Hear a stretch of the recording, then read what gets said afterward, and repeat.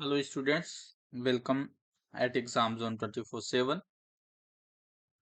Today we will be discussing about balance sheet and financial ratios. The discussion is sufficient enough to handle with any of the examination, whether you are appearing for any scale 2 to 4 promotions or GBO examinations or CBO lateral entry examination in banking. Further, it is also useful if you are attending the PO examination, but it is not useful for the written exam. But in bank exams, when you are attending the interview as a PO level, you may take a look at this. They may ask sometimes if you are the belongs to the non-engineering background, non-science background, they may ask it. So in this part, we will be discussing it as a part 1. In part 1, we will be discussing about liquidity ratios, and thereafter we will be discussing about part 2. This is the video for part 1 only. We will be moving forward, share us about myself and about my qualifications. You see, we won't waste time here discussing a number of times about me. It is good to see the content and decide what I am teaching to you. Therefore, we will also leave it and move to the first one. What is a balance sheet? What is a balance sheet and why it is called as a balance sheet? Okay. Balance sheet क्या है और इसको balance sheet कहते हैं. Do you know about balance? What is the balance? In general sense the balance is this. Okay, you weigh something using balance. This is equal to this, this is equal to this, then you press. It is either 1 kg, then 1 kg of items here. If it is a 2 kg, 2 kg of items here, and then when it is balanced, then it is purchased for something. In the same way, the balance sheet is this type is the asset and this type is the liability. In this sheet, it is always balanced. Asset are equal to liabilities or the claims. That's why it is called the balance sheet. ये question balance sheet को balance sheet क्यों कहते हैं? This question is not going to ask in written exam में ये कभी नहीं आने वाला है. बट इंटरव्यू में अगर आप अपीयर होते हैं तो इंटरव्यू में आपसे ये पूछा जा सकता है. Any of the panel will call that do you know balance sheet, why it is called balance sheet. Okay,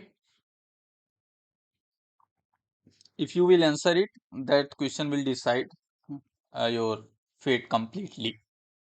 Okay, can we differentiate between balance sheet of a company and balance sheet of a partnership firm just by looking at it? Just by looking at it. Okay, it is, this has an answer either yes and no both. Why? Because balance sheet जो है, balance sheet का format companies act में है. ठीक है, company law में आप देखेंगे, एक्ट में देखेंगे, उसका फॉर्मेट डिसाइडेड है and that is format is T format. T format ये होता है, देखो टी फॉर्मेट में बैलेंस शीट कंपनी की बनेगी, ऐसी गाइडलाइन है. ये हो गया टी फॉर्मेट.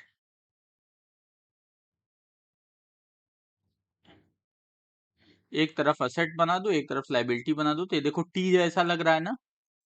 कुछ यहाँ पर इन्वेंट्री स्टॉक्स कुछ भी डाल दो, तो ये हो गया टी फॉर्मेट. इस फॉर्मेट में कंपनी की बैलेंस शीट बननी चाहिए. बट पार्टनरशिप के केस में ऐसी कोई गाइडलाइन लागू नहीं होती है. It's the scope of this T format balance sheet is not associated with the partnership firm or other any individual firms which is not registered as a company. Then they can prepare in any as they want. Either they can prepare assets there, liabilities there, then this. Either they can assets here, then liabilities here, then something either a T format or any of the format they want to accept. They are willing to make it for their own convenience. So अगर कोई दो balance sheet है आपके पास में, एक एक T format में है, एक किसी और फॉर्मेट में है, तो आप देख के बता सकते हो कि ये टी फॉर्मेट वाला जो बैलेंस शीट है ये कंपनी का है या किसी पार्टनरशिप फर्म का है। अगर दोनों ही टी फॉर्मेट में बना है तो आप नहीं बता सकते कि पार्टनरशिप फर्म का है कि नहीं। स्पेसिफिकली अगर वहां पे कंपनी के साथ ही पार्टनरशिप लिखा हुआ है या आप पढ़ के बता रहे हो, दैट इज डिफरेंट थिंग।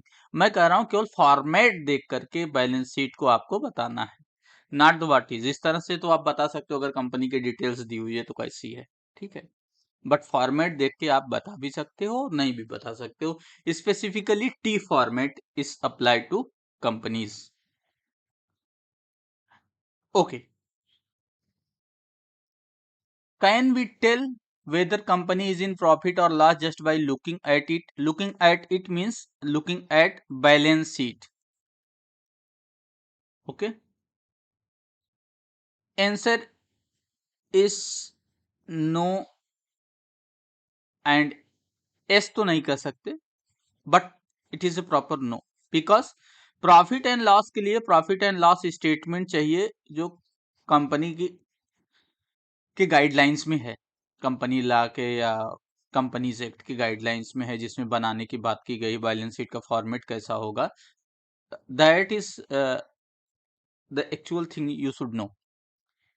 हाँ, just you can make and such a decision that whether company should be in profit और लॉस। आप बैलेंस शीट देख के बता सकते हो उसके टर्नओवर्स कितने हैं, रिसीवेबल्स कितने हैं, उससे आपको पता चल जाएगा कि कंपनी प्रॉफिट एंड लॉस में है कि नहीं। बट एक्चुअल में प्रॉफिट एंड लॉस कितना है ये उसमें नहीं लिखा रहता कहीं भी। बैलेंस शीट में ओनली एसेट्स लिखे रहेंगे और लाइबिलिटीज लिखी रहेंगी। अब अगर आप ये सोचो असेट ज्यादा है, if asset is more than liabilities, तो ऐसा नहीं होता है कभी भी। बिकॉज बैलेंस शीट का मतलब ही है कि asset will be equal to liabilities. How the asset quality you can see, whether assets are liquid you can see, then you can make a assumption or guess that the company will be profit. But generally for uh, knowing about the company whether it is profit or in loss, it is P and L, profit and loss statement only, then only you can see. Okay, whether we can find contingent liabilities of a company, this is very important question for interview. Okay, और जो लोग internal promotion exam में बैठ रहे हैं, अगर उनका skill 1 से 3 की बात कर रहा हूं, अगर आप क्रेडिट में काम कर रहे हैं और आप इंटरनल प्रमोशन एग्जाम के इंटरव्यू में बैठ रहे हैं, तो फिर आपको ये आना चाहिए, ये पूछ लिया जा सकता है। कॉन्टीजेंट लाइबिलिटीज कहाँ होती हैं? बैलेंस शीट में एक पॉइंट होता है, वो होता है नोट्स टू अकाउंट्स, ठीक है। इसमें लिखा होता है आपकी कॉन्टीजेंट लाइबिलिटीज कितनी है, या कोई ऑब्जर्वेशन है ऑडिटर का तो वो भी लिखा जा सकता है। Correct, these are the basic thing you should know about before studying the balance sheet. कभी भी ऐसा नहीं बोलना है आपको कि अगर असेट ज्यादा है लाइबिलिटी से तो कंपनी प्रॉफिट में होगी। That is very foolish answer. Okay, that is very foolish answer, that if asset is greater than liabilities then company will be profit. No, asset are created just by creating the liabilities. अगर आप कोई machinery खरीद रहे हो तो आपने उसमें पैसा डाला है, तो एक हेड ये जनरेट हो गया, एक हेड ये जनरेट हो गया, तो ये ऑलवेज मैच होंगे, तभी तो बैलेंस रहेगा ना। बैलेंस शीट में मैंने क्या बोला कि ये बैलेंस रहना चाहिए, एसेट भी लाइबिलिटी भी। अगर बैलेंस शीट में ये मेंटेन नहीं है तो इसका मतलब आपने बैलेंस शीट में किसी कहीं पे गड़बड़ी की है, उसे क्लासिफाई करने में असेट को लाइबिलिटी या लाइबिलिटी को आपने असेट बना लिया है। ओके, चलो आगे चलते हैं। Before we move forward, just a simple request that you know that content shared in this channel, over this channel, in this group of the telegram, not only in telegram group exam zone 247 नाम से नहीं है, exam zone 247 नाम से मेरा user ID है। अगर आप ज्वाइन करना चाहते हैं @exam जोन 247 टेलीग्राम पे सर्च करिए, message me, I will send the link to join the group. इस बैंकिंग एंड फाइनेंशियल अवेयरनेस करके आप सर्च करो, उसमें दिख जाएगा। अवेयरनेस में, बैंकिंग एंड फाइनेंशियल अवेयरनेस में S is 2 times, वहां से भी आप टेलीग्राम ग्रुप में ज्वाइन हो सकते हैं। टेलीग्राम ग्रुप ज्वाइन करने का लिंक भी वीडियो के डिस्क्रिप्शन में है। सेकेंडली, अगर आपको अच्छा लगता है that content, you must share it to your friends and encourage our efforts. Okay, and it is good to see when numbers are increasing, subscribers are increasing, that's we are doing something good, we are in line. Okay, if you like it, then only like. If you don't like it, you are not requested to like, and you I won't force that you do for showing the sympathy that something is doing. If the content is good, I challenge that there are no such content available over the YouTube. For the content is exams on 247 is provided. Not only this, if you will see the qualifications what I am having presently, you won't find, rarely, I don't think that no one body will be, but rarely you will find such a having qualification. The qualifications give you knowledge, a symbol of knowledge that you are having something, you done something, that's why you are sharing your knowledge. Okay. Uh, Now we will move to the points, and before that you must like it, subscribe it. Okay, what are the financial and account or accounting ratios? ठीक है. Okay, before that everyone will be knowing that what is ratio. If x is equal to 30 and y is equal to 40, then x is to y, x ratio y is equal to 3 is to 4, you know. In the same way, if it is account, it is a balance sheet and there is some head known as x head, like inventory, like receivables, like current assets, and if y is our current liabilities, then these ratio are called the accounting ratios. Okay, balance sheet के items को लेकर के जो ratio हम बनाते हैं वो ratio accounting ratio कहा जाता है. ठीक है, we treat it as, it may be expressed as a fraction, as a proportion, as a percentage, or a number of times. How many number of times current assets are there, current liabilities are there, you can see. Further, when the numbers are chosen from financial statement of a company, note this, of a firm, this ratio is calculated. देखो ये चीज note करो, having some significance. जो ratio आप निकाल रहे हो उसका कुछ मतलब होना चाहिए, वो किसी चीज को रिप्रेजेंट करना चाहिए, स्पेशली कंपनी की हेल्थ को रिप्रेजेंट करना चाहिए. It is termed as financial accounting ratio. Financial ratio और अकाउंटिंग रेशियो आप कुछ भी कर सकते हो, क्योंकि ये अकाउंट्स में यूज होता है. अकाउंटेंसी, जो लोग बी कॉम एम कॉम या इंटरमीडिएट या कहीं भी पढ़े होंगे अकाउंटेंसी, उनको आइडिया होगा कि that is called in the terms of commerce, it is called accounting ratio. When you are specifically terming it as a balance sheet, you can call it a current ratio or some other ratio, that is financial ratio with financial statements, when you are dealing with financial statements. Okay, question, why ratio analysis is calculated and why it is so important? Ratio analysis क्यों की जाती है? These are the points you can study in the PDF I will share in the Telegram group. But before that, you know, suppose explanation आप देख लो, उसके बाद आपको पता चलेगा. आप पूरे, जब भी आप किसी कंपनी में इन्वेस्टमेंट का डिसीजन लेते हो, कोई भी इन्वेस्टर है किसी कंपनी में, तो you generally don't visit the company. Okay, you just see these things and know that what should be there. Company के एसेट्स कितने हैं, कंपनी का एसेट एंड लाइबिलिटी का रेशियो कितना है, कंपनी का टर्नओवर रेशियो कितना है. ठीक है, क्रॉस सेक्शनल एनालिसिस मतलब वेरियस जो हेड्स हैं, वेरियस जो क्लासिफिकेशंस हैं, एसेट्स को, लाइबिलिटीज हो, कॉन्टीजेंट लाइबिलिटीज हो, इंडस्ट्री का जो स्टैंडर्ड है उसमें रेशियो कितना चल रहा है और इस कंपनी का कितना रेशियो है. ठीक है, उसको जानने का एक अच्छा तरीका है, आप quick ratio, current ratio means financial ratios को देख करके आप ये बता सकते हैं कि ये कंपनी का हेल्थ कैसा है, is it company is running good और not. Okay, that's why limitations of ratio analysis. Okay, you see it.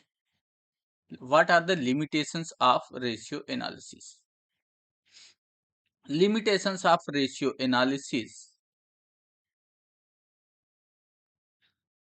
अब बताते हैं लिमिटेशन क्या है. लिमिटेशन ये है कि रेशियो एनालिसिस से आपको ये पता तो चल जाएगा कि किसी कंपनी का रेशियो, करंट रेशियो कितना है, बट कंपनी का ओवरऑल जो केवल रेशियो देख करके आप ये नहीं बता सकते कंपनी बड़ी है या छोटी है, कंपनी का ओवरऑल मार्केट में कितना उसका पेनिट्रेशन है। जैसे मैं बताता हूँ, चलो किसी कंपनी का करंट एसेट था 30 lakhs और करंट लायबिलिटी थी, that's also you can say 30 lakhs, say 20 lakhs, okay. तो then current ratio will be 3:2। Now company के पास 300 lakhs current assets, current liability 200 lakhs, इसका करंट रेशियो कितना हुआ? तो करंट रेशियो के हिसाब से ये क्या हुआ, दोनों सेम हुई, बट अभी आप देख रहे हो इस कंपनी के पास इतने करंट एसेट्स हैं, हो सकता है ये फिनिश स्टॉक हो और आने वाले टाइम में इसका रेवेन्यू ज्यादा होगा,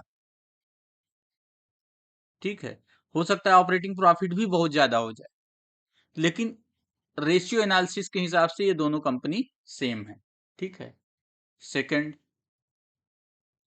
एक तो ये लिमिटेशन हो गया। अच्छा, जो लिमिटेशंस इसमें डिस्क्राइब्ड हैं आप उसमें पढ़ लीजिएगा, वो मैं बताता हूँ। We do not visit the company और factory while doing ratio analysis. जब आपको किसी कंपनी का बैलेंस शीट मिलता है, आप उस कंपनी के पास नहीं जाते हैं जनरली देखने कंपनी कैसी है, बड़ी है छोटी है। क्या करते हैं आप, उसी जो भी असेट, इन्वेंट्री, रिसीवेबल्स, ये सब उसमें दिया हुआ है, आप उसको कैलकुलेट करते हैं, कहीं दिया 200, 300, 400, एडिशन, डिवीजन, सब्ट्रैक्शन सब करके आप उसे कैलकुलेट करते हैं, ठीक है।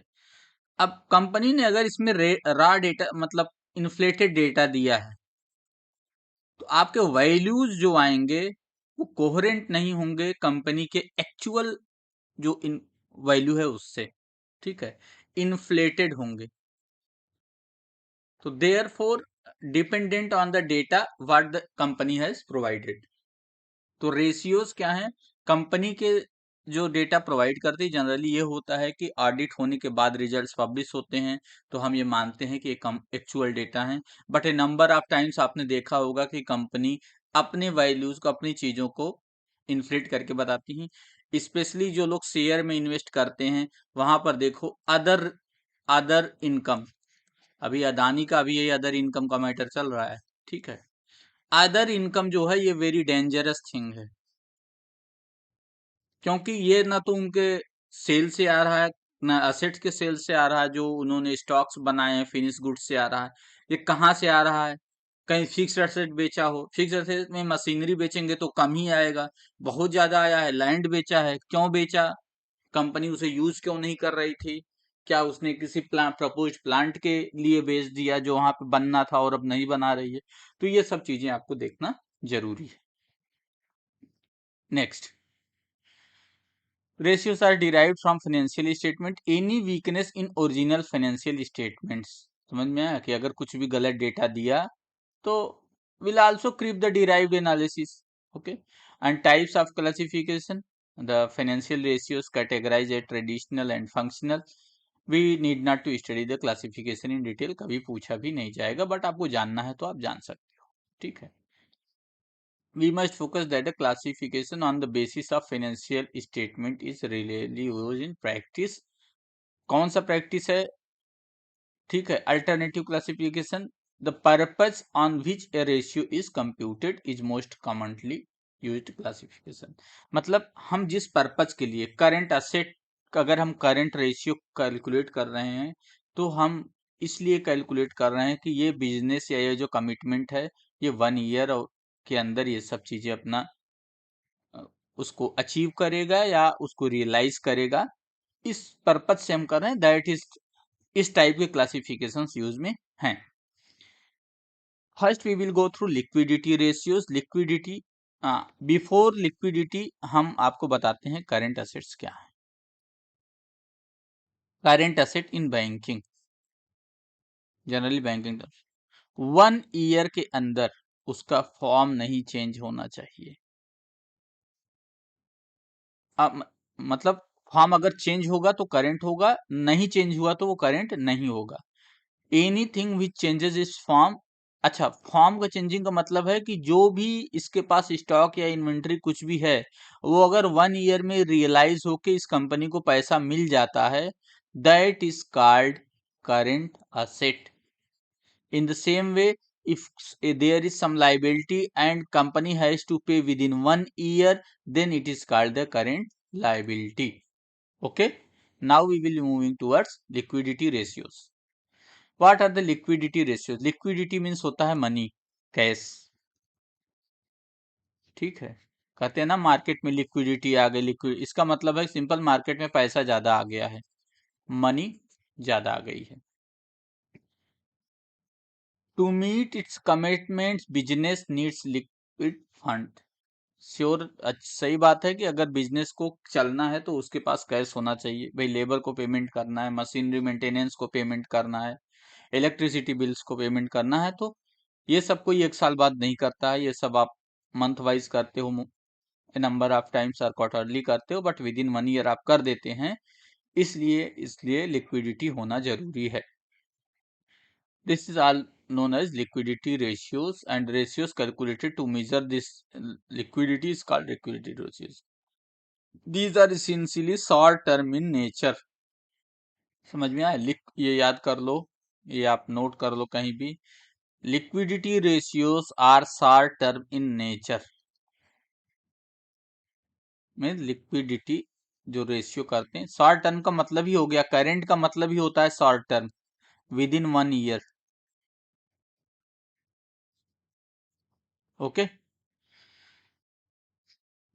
कहीं कहीं पे 6 मंथ्स भी लिखा हुआ है, उसको इग्नोर करो आप, 1 ईयर लेके चलो. Solvency ratios. Solvency of business is determined by its ability to meet contractual obligations. Solvency, जो लोग बैंक में काम कर रहे हैं अगर क्रेडिट में होंगे तो कहीं कहीं ब्रांचेज में सॉल्वेंसी सर्टिफिकेट इशू करने के लिए आता है. आप रीजनल ऑफिस से कराते हो उसे. ठीक है. ये क्या है? सॉल्वेंसी मतलब बंदे के पास पैसा है, बंदा सॉल्वेंट है. ठीक है. बंदे के पास पैसा है, और जब भी जो भी इसकी ऑब्लिगेशन है, चाहे वो ईएमआई की है, चाहे कैश क्रेडिट में इंटरेस्ट की है, ठीक है, या टर्नओवर की है, ये उसमें डिफॉल्ट नहीं करेगा. ठीक है. इसको कैलकुलेट करने के लिए जो किया जाता है, ठीक है, these are essentially long term in nature. अच्छा, लॉन्ग टर्म क्यों होता है? क्योंकि मशीनरी के लिए अगर लोन लिया है मान लो उसने, तो मशीनरी के लिए लोन तो 1 साल में नहीं चुकाएगा ना, क्योंकि मशीनरी तो क्रोर्स में आती है. और फिर वो इस्टेब्लिश करेगा, उसका साइकिल बनेगा बिजनेस का, फिर उसके बाद वो ऑपरेटिंग प्रॉफिट में आएगा, डिस्ट्रीब्यूट करेगा, अपने एक्सपेंडिचर्स निकालेगा, तो इसमें टाइम लगता है. ठीक है. That's why this solvency ratios are essentially long term in nature. Activity और टर्नओवर रेशियो तो सिंपल, इसको ये तो नहीं पूछा जाता मोस्टली, बट जान लो. इफिशियंसी, टर्नओवर मींस इफिशियंसी, कितनी अच्छे से वो कंपनी चल रही है, कितना उसका टर्नओवर है. अगर उसका ट्रांजैक्शन ज्यादा है, टर्नओवर अच्छा है, इसका मतलब वो अच्छे से काम कर रही है. प्रॉफिटेबिलिटी मतलब कंपनी का प्रॉफिट कितना है, जितना कैपिटल एम्प्लॉय किया है. ठीक है. पीई रेशियो आपने शेयर में सुना होगा ना, उसको आप प्रॉफिटेबिलिटी से कंपेयर कर सकते हैं. Current ratio is the proportion of current assets to current liabilities. ठीक है. अच्छा, एक क्वेश्चन अभी बताओ, मैं अभी उससे पहले बताया था ना, असेट और लाइबिलिटी बराबर होते हैं. ठीक है. तो इसका मतलब करेंट रेशियो हमेशा 1 आना चाहिए क्या? असेट बराबर लाइबिलिटी है तो current asset by current liability is equal to 1, क्योंकि ये दोनों बराबर हैं. है ना? नहीं, मैंने बोला है asset is equal to liabilities. Current asset is equal to current liability नहीं बोला है. ठीक है. तो ये कंफ्यूज मत होना कि इसका आंसर 1 होगा जब ये बराबर ही है, तो इक्वल है तो नो. Current assets. अब करंट असेट्स क्या है देखो. देखो यहाँ भी है, assets which are going to change their form within 1 year called as current assets. कौन सा? Current investment. अच्छा, करंट हमें कैसे पता चले? करंट इन्वेस्टमेंट, जो आप इन्वेस्टमेंट करता है कंपनी, अगर वो 1 ईयर में निकाल रहा है तो that will be included in current assets. Inventories, जो हमारे पास तैयार सामान रखा है. इन्वेंटरी का मतलब क्या होता है? Finished good. Finished good. ठीक है. तब तभी ये करंट में आएगा। अगर ये रॉ मटेरियल है, मान लो आपने रॉ ग्लास लिया है, अभी उसको प्रोसेस करके फिर ग्लास प्रोडक्ट बनाएंगे, तो वो करंट असेट में नहीं आएगा, वो स्टॉक में आएगा। ठीक है। ट्रेड रिसीवेबल्स मतलब किसी बंदे को आपने उधारी पे पैसे दिए हैं, वो आपकी कंपनी को पेमेंट करने वाला है। ठीक है। अच्छा, सबको डेटर्स और क्रेडिटर्स में ये बहुत कंफ्यूजन होता है, मैं बता देता हूँ। डेटर्स के लिए सीधे याद रख लो। डेटर्स, डेटर्स का मतलब होता है जो बंदा डेबिट करे। अब अगर आप लो, आपका अकाउंट डेबिट करे, दैट इज डेटर। ठीक। अब ये बैंक है, ये बैंक है, और ये बंदा इससे लोन लिया, तो बैंक क्या करेगा, अपना अकाउंट डेबिट करेगा। किसकी वजह से? इसकी वजह से, और इसके अकाउंट में पैसा डाल देगा। तो किसकी वजह से ये डेबिट हुआ? किसने डेबिट कराया? इसने। तो ये क्या हो गया? ठीक है, डेटर्स। ठीक है, मतलब इसने उधारी लिया।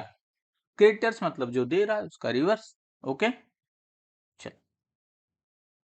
इस तरह की ये कैश एंड कैश इक्विवेलेंट, ये आपको शॉर्ट टर्म लोन्स लिए हो आप, कोई 1 ईयर के अंदर आप पेमेंट कर रहे हो, ठीक है, चाहे मंथली कर रहे हो चाहे बुलेट पेमेंट कर रहे हो, तो भी वो करंट असेट्स में आएगा। ये आपको याद रखना है। अगर न्यूमेरिकल क्वेश्चन करना चाहते हैं तो आपको ये याद रखना पड़ेगा कि कौन से करंट असेट्स में आते हैं। थोड़ा कॉमन सेंस लगा के भी काम हो सकता है। प्रीपेड एक्सपेंसेस पहले ही दे दिया, एडवांस टैक्स पेमेंट दे दिया, तो साल के अंदर दिया ना उसे। ठीक है, टैक्स पेमेंट किया, वो भी चला जाएगा। एक्रूड इनकम, एक्रूड इनकम मतलब कोई इनकम इकट्ठा हुई, इंटरेस्ट कहीं से इकट्ठा हुआ, या किसी कहीं कंपनी ने इन्वेस्ट किया था, वो अलग से इकट्ठा होता रहा और मिल गया, तो दैट इज आल्सो। ठीक है। सिमिलरली लाइबिलिटीज अगर 1 ईयर में हो, तो उसे करंट लाइबिलिटी कहते हैं। आप करंट लाइबिलिटीज इंक्लूड, ठीक है, सर्टन बारोविंग्स, शॉर्ट में आपने कोई लोन लिया हो, वो आपकी लाइबिलिटी है। अगर लोन दिया होगा, देखो इसमें एक आया है ना, short term loans. Short term loans आपने लिया नहीं है, यहाँ पर शॉर्ट टर्म लोन आपने दिया है किसी को, लोन्स एडवांसेस किसी अपने सब्सिडरी को ही दे दिया हो, और आपके बैलेंस शीट में तो आएगा ना। ठीक है।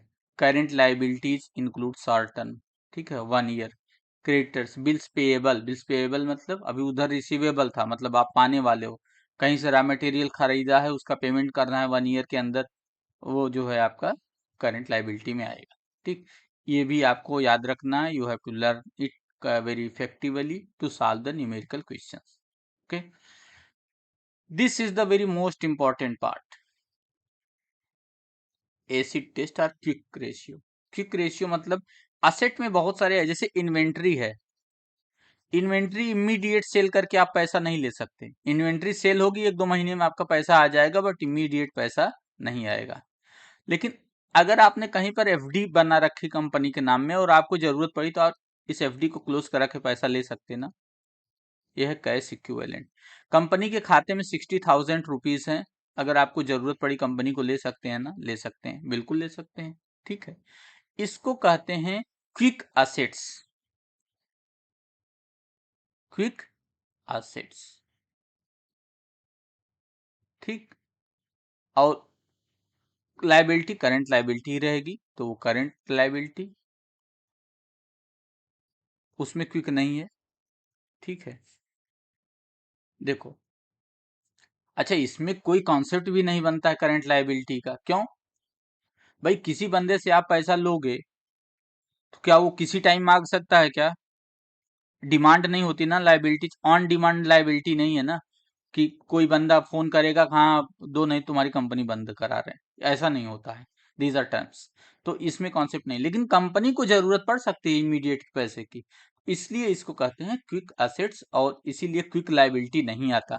अगर आपसे इंटरव्यू वाला पूछ ले कि क्विक असेट तो है, बट क्विक लायबिलिटी क्यों नहीं है अंदर, why it is not divided by quick, तो क्विक लायबिलिटी कॉन्सेप्ट लाओगे कहां से? How quick liability? Quick liability मतलब ऑन डिमांड लायबिलिटी, 10 लोग आपके कंपनी के सामने खड़े हो जाएं, कहेंगे पैसा दो पैसा दो पैसा दो। ठीक है, ये चीज नहीं हो सकती ना, तो इसलिए क्विक लायबिलिटी नहीं, करंट लायबिलिटीज मतलब जितनी 1 ईयर के अंदर पेमेंट करती है, क्या आप अपने क्विक असेट से उसे पेमेंट कर सकते हैं? This is called quick. अच्छा, क्विक असेट सिंपल से कुछ नहीं पढ़ना है, आप जान लो, जो भी चीज जल्दी से इमीडिएट आप कैश के बदले में ले दे सकते हैं, दैट इज क्विक असेट्स।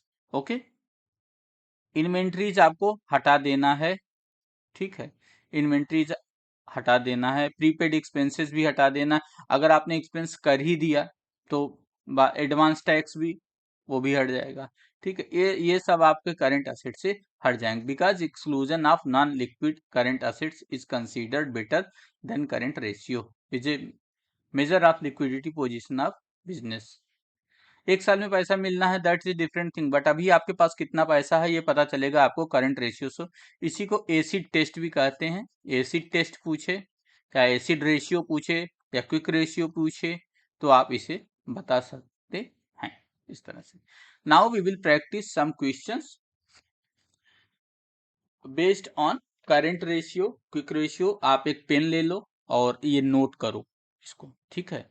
और बेटर है ये पीडीएफ जो ग्रुप में शेयर्ड है, आप उससे ओपन करें और उसके बाद इस क्वेश्चन को सॉल्यूशन देखें, ठीक है। उसके बाद अपने से प्रैक्टिस करें, करेक्ट।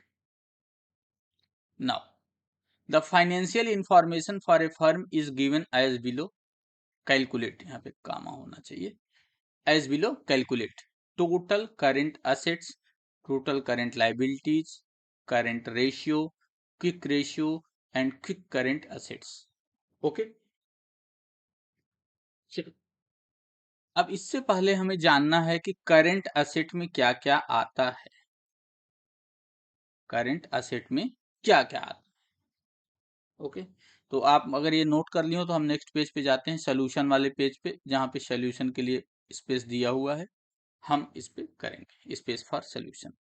तो सबसे पहले हम देखते हैं कि नोट कर लेते हैं असेट्स कौन कौन से हैं और ये किस तरह से ये काम कर रहा है, ठीक। चलो ये एक मिनट, ओके। आप अपने सिस्टम में स्क्रीन पे रहिए, अपने स्क्रीन पे या तो प्रिंट आउट निकाल के रख लीजिए। अब हम करेंगे calculate current asset. Current asset, current asset में क्या क्या आता है? करंट असेट में मैंने बोला फिनिश्ड गुड आ जाएगा, क्योंकि आप बेचोगे साल भर के अंदर अच्छा, अब ये मत कमेंट करना कि साल भर के अंदर जो हमने फिनिश्ड गुड बेचा था पैसा नहीं मिला तो, देयर इज नथिंग तो लाइक थिंग्स, नहीं हुआ तो क्या हुआ तो, दीज आर द कॉन्सेप्ट। ऐसा कॉन्सेप्ट है, ऐसा एजम्पशन है, ऐसा ट्रेंड है, ऐसा प्रैक्टिस में है कि जो इन्वेंट्री है उसको जब कंपनी सेल करती है तो 1 ईयर में उसका पैसा ले लेती है, ठीक। इसलिए आपको ये मानना ही चलना, मान के चलना, कहीं भी दिया हो तो भी आपको, तो वो इन्वेंट्री आ जाएगी करंट असेट में। सेकंड क्या है? ट्रेड रिसीवेबल्स जो हैं, मतलब रिसीवेबल जो कंपनी ने उधार पे सामान दिया है, वो ये क्या है, ये कंपनी के पास फिनिश गुड रखा हुआ है, इसे बेचेगी अभी, ये बेच चुकी है, उससे पैसा मिलेगा। और एडवांस अगर टैक्स पेमेंट कर दिया है, कोई टैक्स पेमेंट एडवांस में किया है तो वो भी उसका असेट है, ठीक है, क्योंकि जो लाइबिलिटी एराउज होने वाली थी इसके अगेंस्ट में उसे न्यूट्रलाइज कर दिया है, ठीक। और अगर कैश जैसा कोई कैश कुछ रखी है तो वो भी आ जाएगा, क्योंकि all quick assets are current assets but all current assets are not quick assets, ये नोट कर लेना, ठीक। चलो अब हम देखते हैं इन्वेंट्री कहाँ है। इन्वेंट्री है क्या, एक मिनट, प्रीवियस पेज पे, ठीक है। इन्वेंट्री दिया है 50,000 का, ओके। इन्वेंट्री दिया है, ट्रेड रिसीवेबल दिया है और एडवांस टैक्स, ये सब ऐड हो जाएगा, तो 1,04,000 ये हो गया, ठीक। 1,04,000 ये हो गया और कैश एंड कैश इक्विवेलेंट हो गया, 1,34,000 हो गया टोटल, ठीक है। इन्वेंट्री कितना दिया है 50,000 और ये कितना है रिसीवेबल, कितना है रिसीवेबल, अभी देखा ना, रिसीवेबल भी 50 के था, टैक्स इसने पेमेंट ऑलरेडी कर दिया है 4,000 का, और trade payables, trade short term borrowings जो इसकी हैं वो तो लाइबिलिटी में आएंगी, तो इसे छोड़ दो। ठीक है।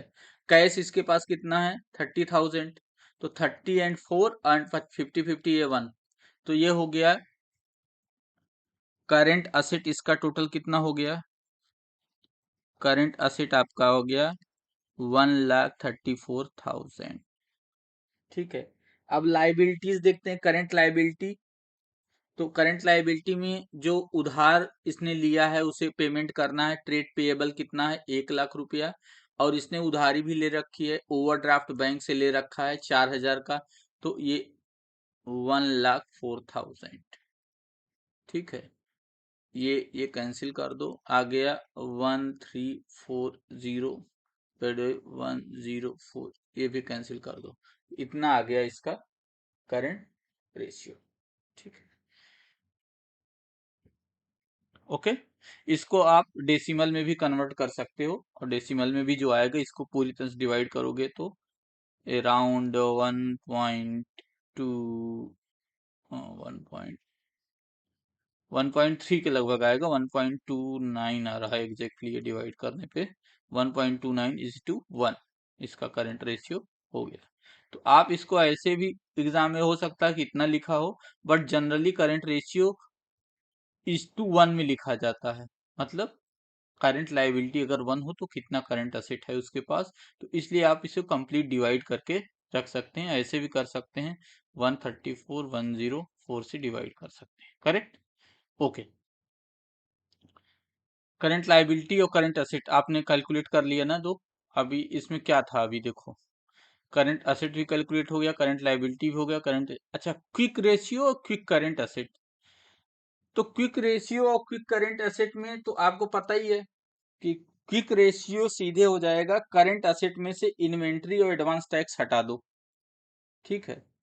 इन्वेंट्री और एडवांस टैक्स हटा दो तो पूरा मिल जाएगा भाई। इन्वेंट्री नहीं आता करंट, अच्छा वैसे भी कैलकुलेट कर सकते हो सीधे। देखो, इमीडिएट कैश में कौन आएगा, इमीडिएट कैश कौन हो सकता है, किससे ले सकती है कंपनी। ठीक, trade receivables are immediate cash. ठीक। ओके। इन्वेंट्री इमीडिएट कैश नहीं दे सकता। एडवांस टैक्स पेमेंट कर दिया तो ये बेकार ही है, ये इस कंपनी के पास है ही नहीं है। ठीक है। कैश इक्विवेलेंट कितना है, ये तो 30 लाख कैश ही है, तो ये आ गया आपका 50,000, वो मतलब रिसीवेबल जितना था, cash receivable. Trade receivable is equivalent to cash receivable, ये मान लो। तो 30 ऐड कर दो, इसमें हो गया 80,000, इसका क्या है, क्विक असेट्स हैं। करंट लाइबिलिटी उतनी ही रहेगी 1,04,000 जो कैलकुलेट करे, तो इसका क्विक रेशियो कितना हो गया है, अच्छा क्विक करंट एसेट इतना हो गया, क्विक रेशियो इसी 80,000 में, और इसे डिवाइड कर दो, 1,04,000 अभी कैलकुलेट किए थे, तो ये इसका आ गया क्विक रेशियो। ठीक है। तो ये याद रखना कि रिसीवेबल्स जो है, ट्रेड रिसीवेबल्स, वो भी आते हैं क्विक असेट में। ठीक। करेक्ट। ये स्पेस है प्रैक्टिस के लिए, तो you will do it. Okay. ये क्वेश्चन आप लोग प्रैक्टिस करो, मैं हिंट दे देता हूं आपको किस तरह से कैलकुलेट करना है। ठीक है। करंट रेशियो और क्विक रेशियो दिया हुआ है। तो करंट रेशियो दिया हुआ है, लेट करंट असेट है x, तो करंट असेट और करंट लाइबिलिटी है is equal to Y, X is equal to Y is equal to 3.5:1, one equation ये बन गया। क्विक रेशियो क्या है, quick current assets means let it will be Z divided by Y is equal to 2:1। Excess of current asset over quick asset is represented is 24,000। ठीक है। इसका मतलब current asset और क्विक असेट को आप जब माइनस करेंगे, तो यहां से करंट असेट निकाल लेना, करंट रेशियो से यहां से करंट असेट निकाल लेना, और यहां से क्विक करंट एसेट निकाल लेना। तो फिर x माइनस जेड की वैल्यू दी हुई है, इसमें आ जाएगा 3.5x। रुको सॉल्व ही कर देता हूँ, पता नहीं आप लोग कर पाओगे कि नहीं। ठीक है, रुक जाओ थोड़ा सॉल्व कर देता हूँ। मुझे लग रहा है आप लोग नहीं कर पाओगे, फिर सोचोगे सर ने बताया नहीं। चलो, सिंपल सी बात है, कभी भी क्वेश्चन चाहे आप मैथमेटिक्स का सॉल्व कर रहे हो, अर्थमेटिक का सॉल्व कर रहे हो, आपको ये पता होना जरूरी है कि चीजें किस लिए दी गई हैं और इससे क्या हम निकालते हैं। ठीक है, अब एक करंट रेशियो दिया हुआ है, आपको पता है न इसमें हमें करंट असेट पता है, न करंट लायबिलिटी, और हमें करंट असेट लायबिलिटी दोनों चाहिए। तो चलो, करंट असेट की वैल्यू हम मान ले रहे हैं एक्स, करंट लायबिलिटी की वैल्यू मान ले रहे हैं वाई। ठीक है, तो current asset by current liability ये दिया हुआ है 3.5:1। इसका मतलब हो गया x इज इक्वल टू 3.5। अच्छा, क्विक करंट एसेट, चलो क्विक करंट एसेट को हम मान ले रहे हैं Q। तो Q by current liability y is equal to given, ये Q है। ठीक है, ये क्या है 2:1। इसका मतलब क्या हो गया, Q की वैल्यू है, यहाँ से x की वैल्यू 3.5y आई, यहाँ Q की वैल्यू आ गई 2y। अब देखो क्या दिया है, excess of current assets over quick assets, मतलब एक्सेस ऑफ समथिंग, मतलब वो कितना ज्यादा है, करंट असेट क्विक असेट से 24,000 ज्यादा है। मतलब अगर इसमें से ये माइनस करें 3.5y minus 2y is equal to 24,000। भाई इतना तो कर लोगे ना यार, इतना भी नहीं कर पाओगे आप लोग तो फिर क्यों तैयारी कर रहे हो। 1.5y इज इक्वल टू 24,000 आ जाएगा। इससे y की वैल्यू निकालना, y की वैल्यू निकालते ही आपकी x की वैल्यू पता चल जाएगी, और y की वैल्यू से ही आपकी q पता चल जाएगी। तो कैलकुलेट करंट असेट हो जाएगा, और आप करंट लायबिलिटी भी यहीं से कैलकुलेट कर सकते हो। ठीक है, करंट लायबिलिटी तो ऑलरेडी कैलकुलेट हो गई ना, y की वैल्यू ही करंट लायबिलिटी है। तो एक तो ये निकल गया, अब x यहाँ से निकाल लेना। क्यों भी अगर नहीं पूछा है क्यों, तो आप फिर भी निकाल लेना क्यों, क्या दिक्कत है। ठीक, ओके, समझ में आया, नहीं समझ में आया तो आप मैसेज करो टेलीग्राम पे, व्हाट्सएप पे, कहीं भी। Okay, question, calculate the current ratio from the following information. Total current assets दिया है, ये share holder, non current assets, ये सब दिया है। तो ये मुझे लग रहा है आप एक क्वेश्चन आप लोग प्रैक्टिस करो, जिसपे मैंने बताया हुआ है, ये भी क्वेश्चन आपको प्रैक्टिस करना है। ठीक है, क्यों, क्योंकि दो क्वेश्चन हमने बता दिया, आप करंट एसेट्स में क्या लोगे, करंट लायबिलिटी में क्या लोगे। तो ये दो क्वेश्चन आपके प्रैक्टिस के लिए आप खुद करो। ये चीज जरूरी है, मैं बता देता हूँ, current ratio and analysis of it significance, इसका मतलब क्या है। It provides a measure of, देखो इसको आप पढ़ लेना, मैं अपने लैंग्वेज में आपको समझाता हूँ। ठीक है, करंट असेट और करंट लायबिलिटी, चलो अगर इसी एक कंपनी का 1:2 है, और current asset by current liability किसी कंपनी का 7:2 है, तो बताओ कौन सी कंपनी गुड है। देखो, करंट असेट का मतलब ये होता है फिनिश्ड गुड, और ये सब आप चीज आपके पास कितना है। ठीक, इसका भी ये हो सकता है कि आपके पास फिनिश्ड गुड बढ़ता जा रहा है, उसका सेल ही नहीं हो रहा है। तो करंट एसेट ऐसा भी तो हो सकता है ना कि इतना ज्यादा करंट एसेट है आपके पास, क्यों है आपका, हो सकता है आपके पास कैश भी पड़ा हुआ है, इसका मतलब हो सकता है आपके पास वर्कर ही नहीं हो काम करने के लिए, आपका सैलरी में नहीं जा रहा है, एक्सपेंसेस में नहीं जा रहा है। यह भी हो सकता है कि ऑपरेशन ही रुका हुआ है। ठीक है, और केवल एक जगह पे कुछ आप प्रोडक्ट्स बना रहे हो, वो भी आके आपके इन्वेंट्री आकर के स्टॉक में ऐड होती जा रही है। ठीक है, तो करंट एसेट कभी भी ज्यादा भी नहीं होना चाहिए, कभी कम भी नहीं होना चाहिए। वैसे 1.33 1.35 तक हम लोग बैंक में ले लेते हैं current asset.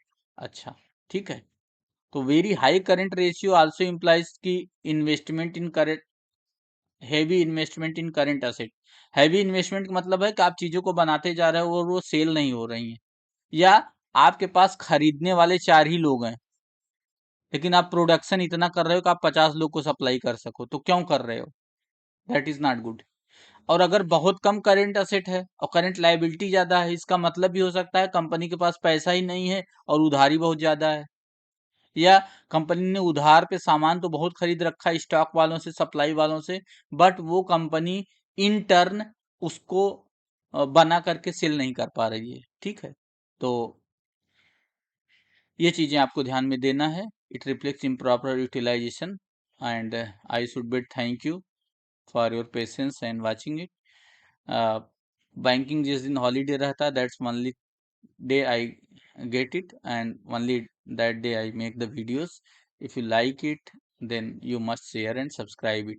If any topic you are very not comfortable to understand, any topic whether I have taught over YouTube or not, you just comment it in a, or that either send me in a WhatsApp or Telegram group, or any video I will see and I will make the videos on that also. Okay, we should stop our session here, and thank you.